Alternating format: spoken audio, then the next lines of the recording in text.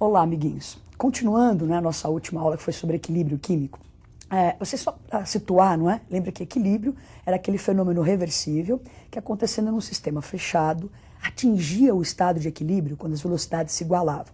Estando nesse estado de equilíbrio, a energia armazenada pelas moléculas era a menor possível. Então, era uma situação estável, de estabilidade, de equilíbrio. Se você está numa situação dessa, você não quer sair de lá por nada, não é? Estou em Cancún nas minhas férias, curtindo uma praia belíssima, um lugar agradável. De repente, a notícia de um maremoto. Você não vai se assustar e não vai querer ir embora para o Brasil, não é?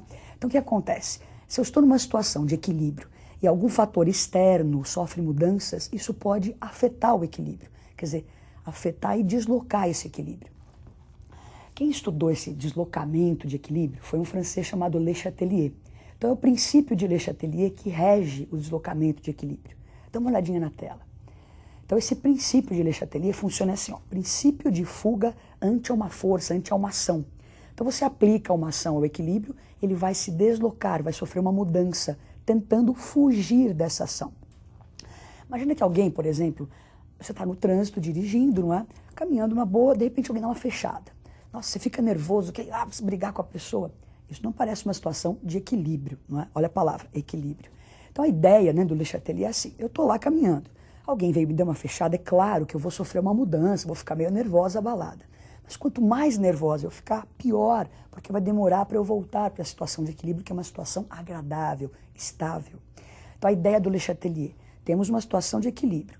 Alguém aplica uma força, alguma ação é aplicada a esse equilíbrio. O equilíbrio tenta fugir dessa ação para tentar, o mais breve possível, reestabelecer o estado de equilíbrio. Bom, que fatores são esses que vão afetar o estado de equilíbrio? Você se lembra que a situação de equilíbrio é aquela reação reversível em que as velocidades estão iguais. O que afetar a velocidade pode ser que afete o equilíbrio. Então vamos olhar o quadro. Então os fatores que afetam o equilíbrio seriam a variação da concentração, a variação da temperatura e a variação da pressão. Se você se lembra da aula de cinética química, justamente fatores que afetam a velocidade. Já o catalisador, ele não desloca o equilíbrio. Ele faz com que as reações direta e inversa aconteçam mais rápido, não deslocando o equilíbrio. Então agora nós vamos ver cada um desses itens, como eles agem efetivamente nesse equilíbrio. Então lembra que nós dissemos, tem uma situação de equilíbrio, algo externo vai pressionar esse equilíbrio e vai tentar fugir dessa ação. Então, nós vamos ver primeiro qual seria a ação da concentração em um equilíbrio. Olha lá para 4. Então, nós vamos variar a concentração. Nós temos primeiro uma situação em que tem H2, CO2 em equilíbrio com água e CO. Então, se eu estou numa situação de equilíbrio, a velocidade da reação direta é igual à velocidade da reação inversa. Se eu aumentar a concentração ou do H2 ou do CO2, eu estaria aumentando a concentração daquilo que nós chamamos de reagente.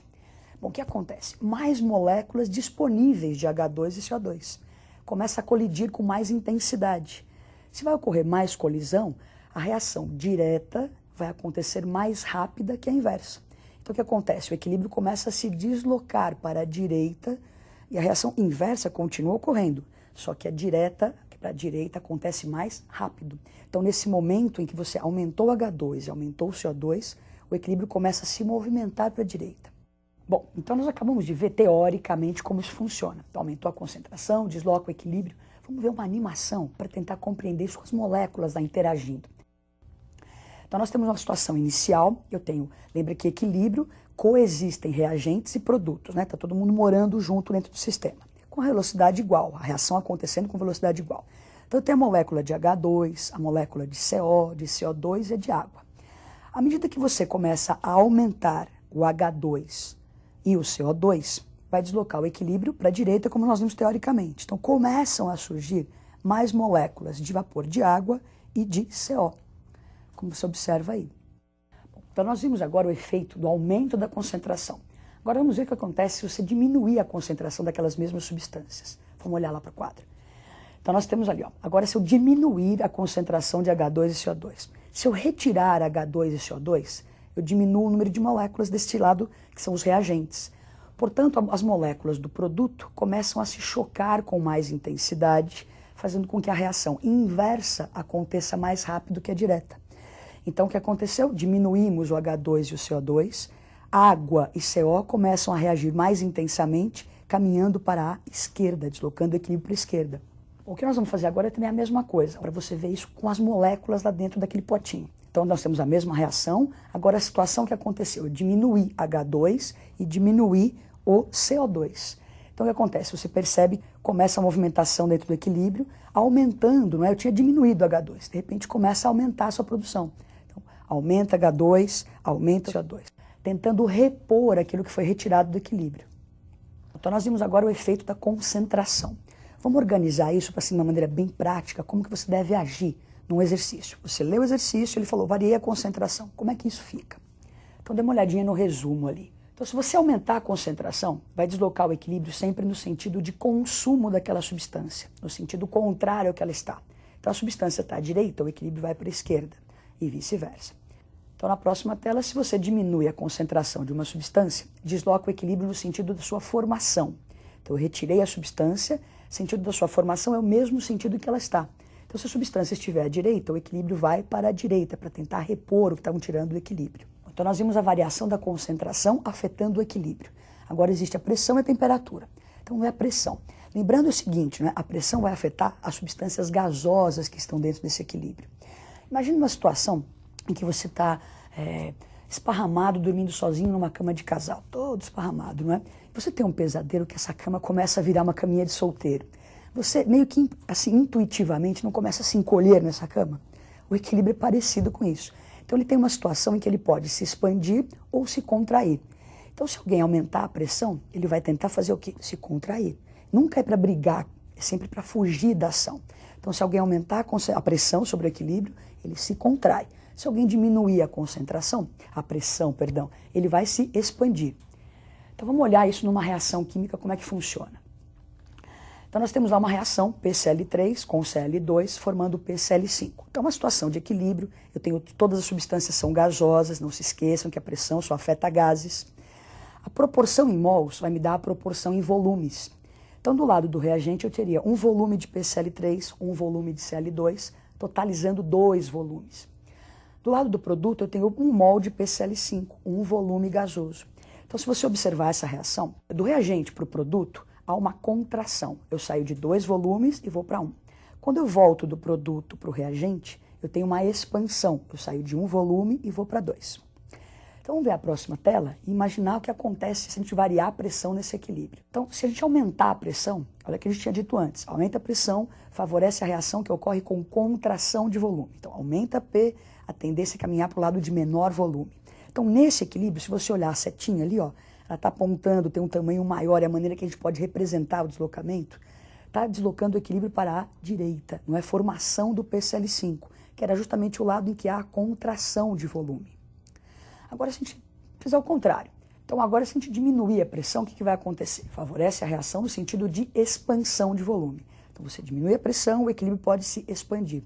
Então nesse caso, o que acontece? Olha, o equilíbrio voltando para o lado dos reagentes, caminhando para o lado onde há maior volume, expansão, não é? O que a gente pode dizer de tudo isso? O que aconteceu aí, né? Então nós tínhamos lá a situação de equilíbrio inicial, se aumentarmos a pressão, foi um dos exemplos que nós vimos ali, aumentando a pressão, começam a surgir mais moléculas de PCl5, o equilíbrio caminhando no sentido de contração de volume. Então agora nós vamos ver o seguinte, nós vimos essa reação em que a pressão afetava esse equilíbrio. Nós vamos ver um exemplo em que pode acontecer de eu ter gases reagindo perfeitamente, eu variar a pressão e não conseguir afetar o equilíbrio. Veja como isso é possível. Então temos uma reação de H2 mais Cl2 formando 2 de HCl. Então eu tenho 2 volumes, né, 2 mols de gases do lado dos reagentes e 2 mols do lado do produto. Então 2 volumes de um lado, 2 volumes do outro. Quer dizer que a variação da pressão não vai afetar esse equilíbrio porque não há nem contração nem expansão de volume. Bom, agora o que a gente vai fazer é ver a temperatura, a variação da temperatura agindo nesses equilíbrios, não é? A ideia também é mais ou menos essa, não é? Se você aquece, lembra que nós estamos falando de reações reversíveis, então deve existir um sentido endotérmico, um sentido exotérmico. Se você aumenta a temperatura, favorece a reação endotérmica, você dá calor, o equilíbrio tenta absorver. Se você retira, você diminui a temperatura, o equilíbrio vai tentar repor o que você está tirando dele, então vai tentar se deslocar para o sentido exotérmico.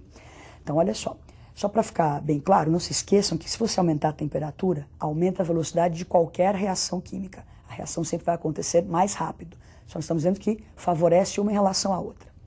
Então vamos ver o que acontece com a temperatura ali. Então nós temos a reação de N2 mais O2 formando 2 de NO. O ΔH positivo caracteriza a reação endotérmica. Então a reação direta é endo, a reação inversa é exo. Vamos ver o próximo quadro então, o que acontece? Se eu aumentar a temperatura, como nós já dissemos, favorece a reação endo. Eu estou dando calor, o equilíbrio vai tentar absorver. Então N2 mais O2 iria se deslocar para a direita, a produção do NO iria aumentar, que é justamente o sentido endotérmico da reação.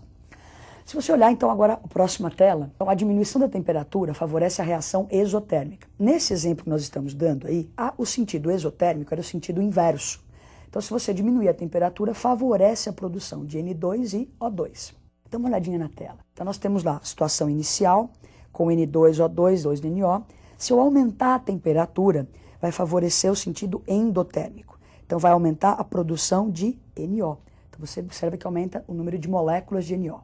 Bom, então nós acabamos de ver assim, os fatores que afetam o equilíbrio, como eles afetam, animações que mostram esse deslocamento de equilíbrio. Façam exercícios, não é? E boa sorte. Até a próxima aula.